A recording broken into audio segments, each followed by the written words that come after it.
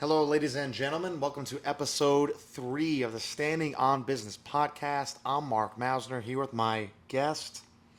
My name is Daniel Kagansky, MSOTRL. Find me at adulting101nyc.com for all your needs. Let's go. Daniel and I have known each other for, since 2007. It's currently 2024, so that's 17 years. That's great. Far too long. That's crazy. It is far too long.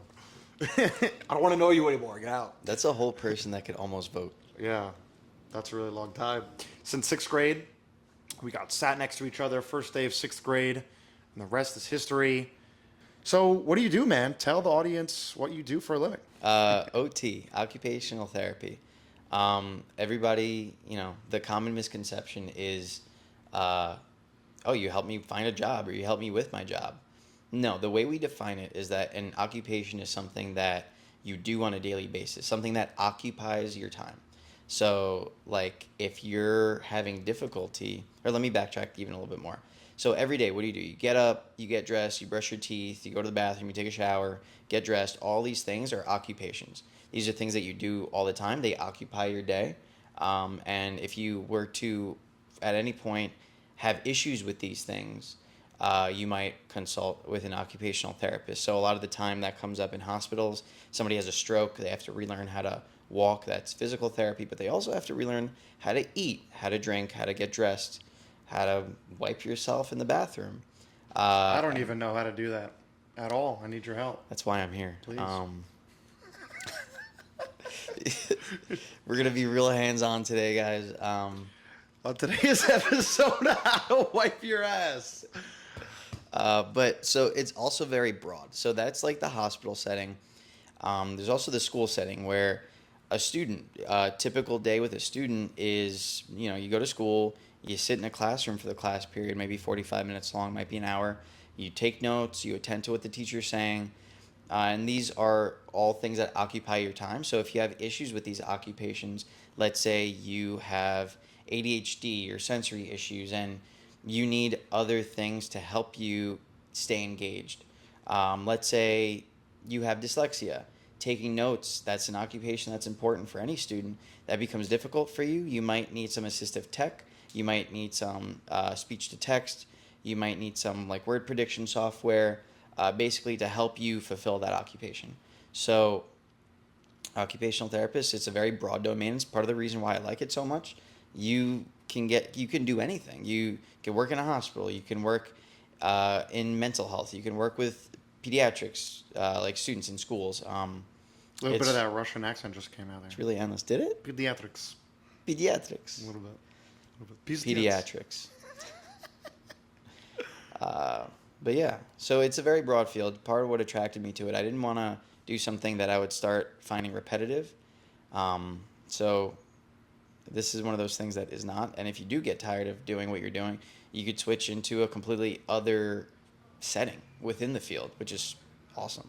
Yeah, that's sick. And in addition, just for context, in addition to knowing each other since 6th grade, we also went to high school together. Went to a, in my opinion, really difficult, what's called a specialized high school in New York City.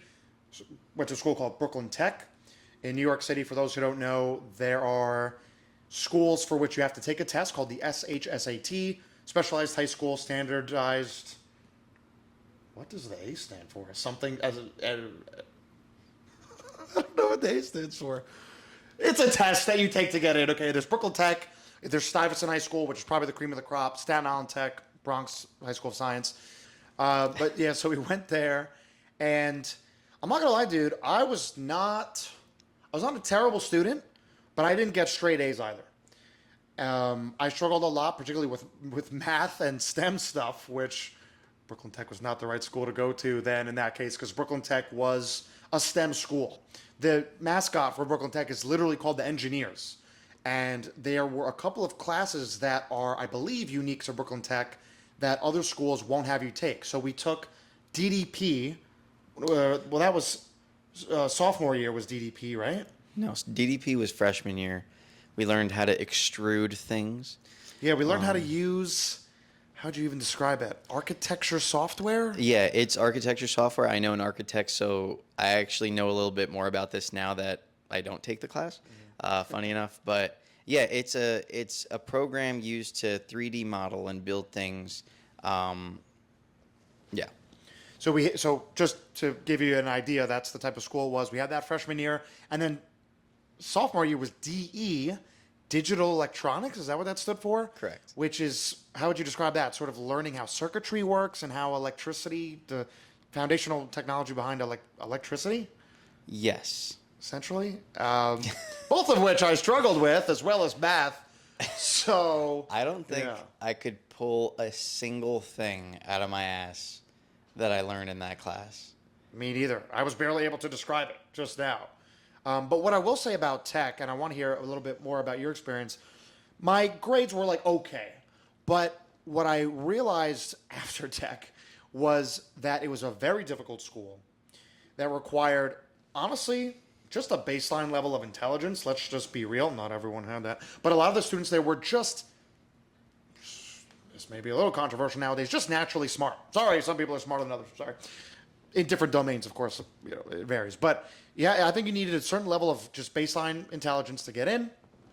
And then it taught you either you fit in well and you were a straight A student and you were just able to do it, or it taught you through trial by fire, hey, if you want to be successful, the reason you're getting, poor grades is because you need to be successful in life, like structure and focus and discipline, to be able to be able to work really hard during the classes during the day, but then also to be able to go home and do hours and hours of homework, hours and hours of studying, which are not the case for a lot of other high schools. PTSD, man. PTSD. And so the point that I'm getting to here is, while I didn't appreciate it while I was at Brooklyn Tech, college for me, undergrad, was pretty easy. We also went to the same college. We'll get to that. Even post-grad, I got my MBA pretty easy. And I'm not going to say being an adult and working has been easy, far from it, starting a business, but I got to give credit to Brooklyn Tech because it, I think, instilled in me a foundational level of, or it showed me, hey, you want to be successful, you want to be elite, this is what you got to do. This is the structure, this is the discipline. You don't have to, but you're going to get, B's and C's in life unless you meet up to this standard. Do you agree with that? Like, how, tell us about your experience. Yeah, I agree with a lot of what you said. Just real quick, going back to a lot of kids being naturally gifted, I think there's a certain extent to that that's true. My mom has this saying, I think you guys would appreciate it. You have to have a good head and a good butt. And so basically what it means is you have to have a good head because you have to be at least willing to try to learn. You have to be in the mindset of learning, but also you have to have a good butt. You have to have the stamina to just plant your butt down, sit down, do the work. And you know what? A lot of people have the head, but not the butt. And a lot of people have the butt, but not the head. It's to have both. It's honestly, it's a very good saying. It kind of sounds strange, but I tell my students it Who all the doesn't time. like a good butt? I mean, let's be real. Sorry, go on. I tell my students this sometimes, and yeah, it's half the battle is just being willing to sit there and study or do the work. I remember, man, I had this Algebra 2 trig teacher, just to give an anecdote. This man would give us so much homework. I'd stay up late every night doing it for hours, like average 2 to 3 hours a night of homework every night for this one class. And I'd be staying up like 10, 11, 12 at night doing it. So my grandma is a mathematician. She had to help me out. There were problems that she didn't even know, or she was struggling with how to solve. She contacted her mathematician friends in Germany. We placed long distance calls. Man, they called the Germans in, so that's how we placed long distance calls to figure out how to solve a math question. I mean, that's the epitome of Brooklyn Tech, I think. That describes it well. But, I had parents that were like, you got to get good grades. Like, that's not even pulling into question. I never even questioned it. I just didn't question it. Like, my parents kind of brought me up with, you do your homework, you studied. Like, I didn't think it was feasible that there were students that just didn't do homework. Like, to come in one day to school without having your homework done, to me, was not even something that entered my head. So I guess I have my parents to thank for bringing me up with that kind of, I guess you could call it rigidity, but That's awesome. in a good way. That's a great mindset, honestly. Yeah. Like, And it helped. yeah, like the fact I like that's not even a question. Like, of course you study, of course you do your homework, of course you come home with A's, you know. And I like that. I like that. And I remember being in Brooklyn Tech and complaining to my parents about something that I still kind of make fun of the modern education system for, which is, why does this matter? The things that we're learning are not applicable to real life, which 16-year-old me had a point. But I remember, like, my dad would be like, okay, yeah, but you're learning how to learn, is what he would say. And angsty 16-year-old me was like, rolled my eyes, like, that's nonsense. Like, da, da, da. But he was right. And it kind of relates to what you're saying. I think I had the head, but I struggled to have the butt. You know, you have, what is it? Strong head, strong butt? Is that it? You have to have a head. Well, yeah. Yeah, you have to have the head. You have to have the butt. But like, I was struggling to have the butt at the time. And that's essentially what he was saying. He was like, you have to learn to have the butt. You're learning a work ethic here. And I think that's a gift, because I think, again, in a lot of high schools, you know, I knew someone in high school who, no joke, I think cut class. Like, is it right that in high school you go to school about 180 days of the year? I just remember that being the number 180. I think he cut like 80 days. So that's about as bad as it gets. But he didn't go to the best school, and the school sort of went out of its way to help him pass. Whereas I think at Brooklyn Tech, if you miss like 15 days, you're really pushing it, I think. This is years ago. I could be making it up. But point being, there was a certain standard of performance there, pushing you to and encouraging you to get the butt, get the ability to sit there and do the work day in and day out. Dude, can I just talk about that for a sec? Sure. I think I averaged maybe 2, maybe 3 absences a year. I don't know if that's accurate, but I feel like that's what it was. Every single day that I was absent, for a legitimate reason, I was sick or whatever it was, I was anxious that I missed something huge. And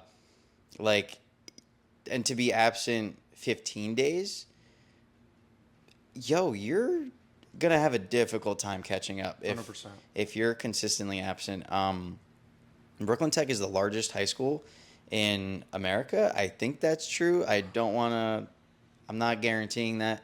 But all right, fact checkers. Yeah, it's the second largest. Sorry. But you didn't have that many adults there to help you when you're down. Like, not that they weren't supportive, but there were thousands of students in that school. How are they supposed to make sure everyone is not left behind? So a lot of it was accountability. You had to keep yourself accountable. Sounds like the student that missed 80 days, you got a lot of help. But that was not at Brooklyn Tech, by the way. Yeah, so at Brooklyn Tech, that wouldn't happen. It just simply, you're not on the level of, it's going to sound elitist, a Brooklyn Tech student if you're missing that many days. I mean, unless you got something real big, real medical going on with you, that's, yeah. Yeah. Yeah, so one thing about Brooklyn Tech, I had a really big paradigm shift or pivot point in my life actually happened at Brooklyn Tech. And I don't know if we've ever really talked about this, but my junior year, I was actually really struggling in, was it trig? Or I think it was trig or calculus. I think it was trig. And really struggling, honestly. Part of it was because I wasn't that good at math and was struggling to have a good butt. Another part of it was I did have some personal stuff going on in my junior year. Hurricane Sandy hit. My house was basically destroyed. So I had a lot of shit going on outside of school, so that sucked. Literally missed a couple days because I didn't have houses to go to. A confluence of factors. I was struggling with trigonometry that year. And I had a teacher who was not really a good teacher.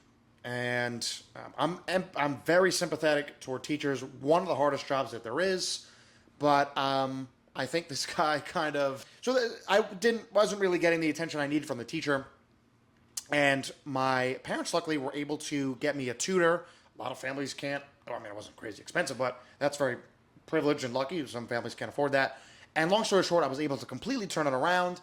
I got a 97 on the trig regents, I think, and that brought my grade high enough up to pass. And that was a huge moment in my life, honestly, that I still to this day will call back to for confidence, because the lesson I learned there was I can do anything that I put my mind to. I was really struggling with trig. I got like a 17 on a test once, literally a 17, and I sat next to this Brooklyn kid. Tech? What? Brooklyn Tech? Yeah, Brooklyn Tech, shout out. And I remember I sat next to this kid who was far more talented mathematically than I was, but also just a better student, credit to him. Like, I would get a test back 17, like a 60 something. This kid's getting like 93, 96. I'm like, ugh. And I applaud you you sat next to him. You could have done something bad and you didn't, so I'm applauding you for that. I maybe tried to cheat at the time. I don't know. I don't remember. Statute of limitations has passed. This is easily over 10 years ago. But anyway, I'll get to the point. I just learned that if I really put my mind to something, I can really do it. And that's rung true, thank goodness so far to this point in my life. If I really focus on something and put my foot down and say, no, like, I'm doing this. I don't care. I will learn it. I can learn it. That served as a really important piece of evidence or data point for me that I've been able to use going forward. And I think those middle school, high school years are really important for people's confidence. It sounds silly, but if you think about it, adults talk about high school all the time. Whether it's in therapy or someone's opening up maybe on a podcast, they'll say XYZ happened in high school. And from, let's say, like, from someone else's perspective, who maybe is a little bit less empathetic, they may say, like, yeah, but you're 45 now. Why does high school matter so much? Those years are really important for your brain's still developing, but your confidence, I think most importantly, is developing. And it's really important in middle school and high school for kids to get wins. Some kind of win, whether it's, they throw a touchdown for the high school team and they feel great about it, or they have their first kiss and it goes well, or they do really well on a math test, or hopefully all of those things, and they can build that confidence and say, you know what, I did XYZ in high school, and then they are able to succeed in college building off of that, and then they get into the workforce and build confidence there, and hopefully are able to, have a family and check all the boxes a successful adult is hopefully able to do.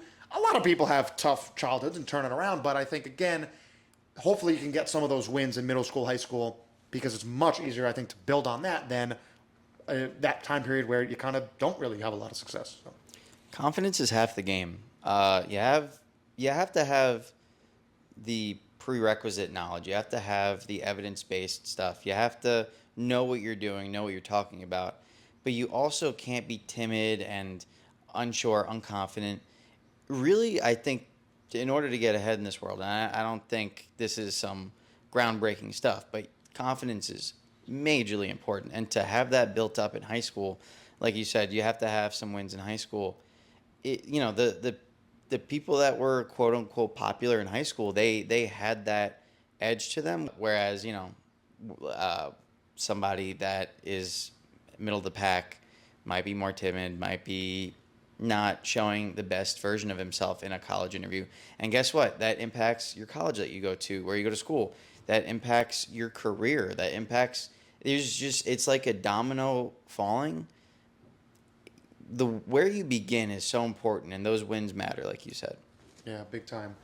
And so, we definitely both had a lot of wins in high school, and I think it's fair to say we both brought that with us to college. We ended up going to the same college together, Hofstra University, shout out, go Pride. And would you say that Hofstra was easier than high school? College was easier than high school? Academically, yes. Going on record here. Yeah. I want to backtrack just a little bit because I think, so Hofstra is where I would say that I woke up. Going back to our conversation where you said you would question a lot of things. Why am I learning this? Why is this important?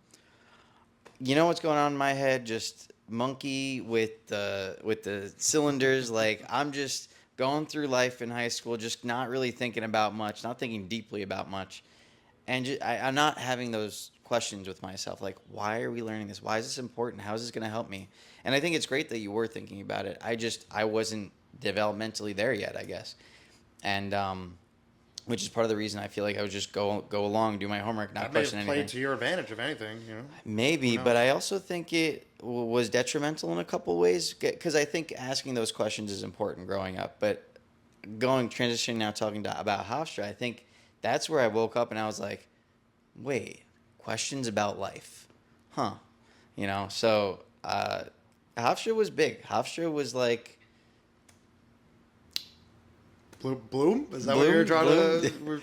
We're now in the sign language part of the podcast. Hofstra was where I would say I bloomed freshman year, probably something like that.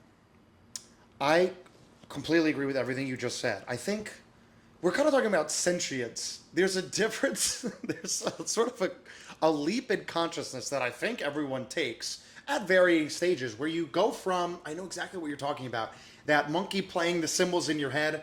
You are not self-reflective. You are not thinking about your thinking. You don't have that metacognition, right. Just the regular cognition. Just, I have to do this homework assignment. Oh, the next one. That person's attractive.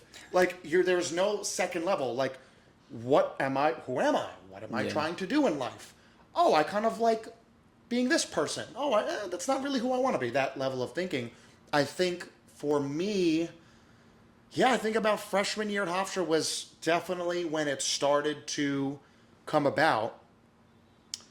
Long-term planning, I think, is also a big part of it. I think humans in general are just really bad at long-term thinking, but I think around that age, 18 to 21 range, is when I think most people start to be able to think in longer time horizons. And college actually stimulates that, because it's very much intentionally 4 years, and then most of us are going off into the workforce. Some people will go get a higher ed degree, but hey, you got 4 years to kind of figure things out. So I think that's when that level of thinking also started in me. I'm trying to think any exact specific examples of that coming about during our 4 years at Hofstra. I'm trying to think for me. I'm sure there are some. I got one real quick. My junior year, the summer between my junior and senior year at Hofstra, I worked 2 internships at once because I was studying journalism. I wanted to be a sports broadcaster, and in journalism, it's very important that you have multiple internships. My goal was actually to have 5, which is a lot. I think I ended up with 4, or did I do 5? Let's just say I did 5. Why not? I think it was 4. I think it was 4. Anyway, and I remember I did 2 internships at the same time the summer between my junior and senior year. Same time. Same time. Wow. And I was living in South Brooklyn at the time, and in the morning from like 8 a.m. to about 3 p.m., I was a video editing intern at New York One News in Chelsea Market. Shout out. In Manhattan, shout out. So I would get there, 8 to 3, edit video for the news station. Very difficult, very highly pressurized situation where the reporter would come in. They spent the whole morning shooting, and they would come in and be like, this needs to be done in like 20 minutes. It was a lot. Anyway, I would do that from like 8 to 3. Then I would take the train up to Lincoln Center, where I was a sports intern for ABC News, Channel 7 in Lincoln Center. What are your hours for that? And that was like 4:30 to like 9 or something, where I would get there. That's that butt, ladies and gentlemen. That's that butt. We learned the that's butt. That we butt. got the butt, baby. No, that's true. And for them, I was writing scripts for the anchor. I was watching the highlights and being like, oh, in the 3rd inning, someone's like chopping up the highlights and creating that story for the reporter who would come in later and be like, hey, Mark, what happened in the Mets game? Here you go. Here's what happened. Here's the script in the 3rd inning, so-and-so, things of that nature. And then I would be there for the broadcast and then leave at 9. What's the point? I remember one day I came home and said to my parents, like, it feels like all I do is work. Like, this isn't what it's like to be an adult, right? Like, I'm just grinding right now. I'm getting my internships in. And they were like, well, how many hours a week are you working? And really, it wasn't even full time. It was like about 35 hours or so. And For both in total? combined. Oh, okay. And I remember they looked at me and they were kind of like, that is being an adult. And I was like, oh, damn. And so that was one of those moments where I think I felt that metacognition come in. It's like, oh, is this what I want to do with life? That's, again, that long-term thinking. So that was technically happened during Hofstra, although that was in between 2 years at Hofstra. But I want to compliment you real quick. Not a lot of people, and sure, adults have that drive, have that engine.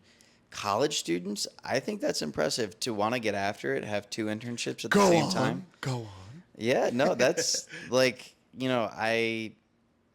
I feel like that's the point where you're deciding what motivates you. Is that time in college, and I think it's great that you had a good head on your shoulders and a good butt to be able to think to yourself, I want to get ahead in this world. I'm going to do 2 at the same time, which I'm sure not a lot of people did. I think the name of this episode, I'm going to incorporate the word "but" somewhere here. Like, Throw a little peach emoji. yeah, exactly. YouTube just shadow bans the video. Any ideas come to your mind on sort of a moment where you kind of woke up maybe to the reality of work or business or what it's like to be an adult? I think I had a series of those. Not one that opened my eyes, but this is something I would advise to every high schooler out there, every single one. Every summer, go and get a job. There's this program, SYEP, Summer Youth Employment Program. That's what I did. The second that I turned 14 and was legally able to work, my mom was like, go get a job. So I did. It's a lottery system, so you may get chosen, you might not. It's based on chance, unfortunately. So there's nothing you could do if you don't get chosen, I don't think. But I got chosen. They had me working at a police precinct. The first 3 days, I was doing what I would describe as official police work.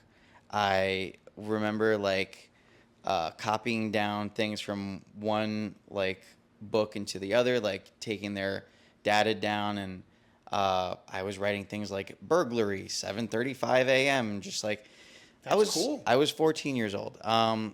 On the 4th day, we walk in, they're like, yes, so we kind of figured out we can't let you guys do this confidential work. And this was NYPD. This was NYPD precinct somewhere in Brooklyn. And the 4th day we walk in, they say, hey guys, sorry we had you guys doing this work, but we can't let you do that anymore. You're just going to kind of be helping out. What they meant by that was we are janitors now. We clean up after them, and we do everything that would be nasty. I mean, it was gross. I mean, every day the full day, we would be doing janitorial work. It's a super important job. No disrespect, obviously. Actually, respect to the janitors and the maintenance workers out there. 100%.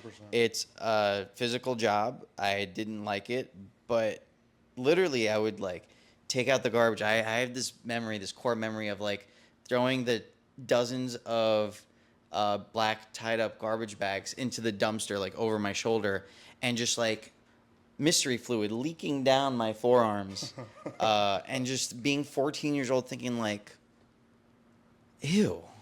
But again, not thinking why am I doing this, but I just on the surface of I hate this. Why? I hate this. I hate this basically. But anyway, the next summer I worked as somebody in a bookstore, and I basically helped with their behind the scenes stuff. There was a catalog that they distribute, and they had a typo in there. So this whole next summer, I was whiting out the incorrect price that they labeled on the thing and writing a new one. I did that every day. It was the most mind-numbing work I'd ever done. But just kind of a little window into what that work would be like. The next summer, I worked for Verizon. I kind of like this because really all they did was they handed me a bunch of flyers of coupons to hand out, and I would be outside all day, which I liked, and just handing out flyers. You meet a lot of people that way, and not a lot of them are nice, but it's definitely an interesting job. And to those of you that have ever done that kind of work, know what I mean. You get a lot of interesting comments. But so back to my main thought was I recommend taking on a different job every summer as a high schooler. Dip your feet in different fields every summer, retail, uh, working with food in like the restaurant business. You dip your toes in each of these things just a little bit. Eventually, first of all, you might find something that you really like. But second of all, you start to learn about life. You start to build those metacognitive skills. You start to build the awareness that adults have. Like, not every system is perfect. And when you're inside working, you start to recognize, oh, okay. So like this is poorly managed, disorganized, and you learn kind of how the world works. So I recommend that to anybody. I ended up working as a summer camp counselor down the line. One of the summer things that I did, I loved it, realized how much I liked working with kids, and I realized I didn't want a cubicle job. I realized I wanted to work with people, and so that's how I ended up being an OT. Literally, no joke. My freshman year, I was a marketing major. Like I said, I was dipping my toes into different jobs every summer. That summer between freshman and sophomore year, I was a camp counselor, and I was like, hell yeah, like this is fun. I could see myself working with people, working with kids as a living. Like I don't consider this difficult work. I like this. And don't get me wrong, it's difficult, and everybody that works with kids knows how difficult it is. But when compared to a mind-numbing office job, I would choose one over the other any day. So again, going back to my point, dip your toes into different fields. You won't regret it. It'll build a lot of good experience, a lot of good insight. Yeah, no, that's huge.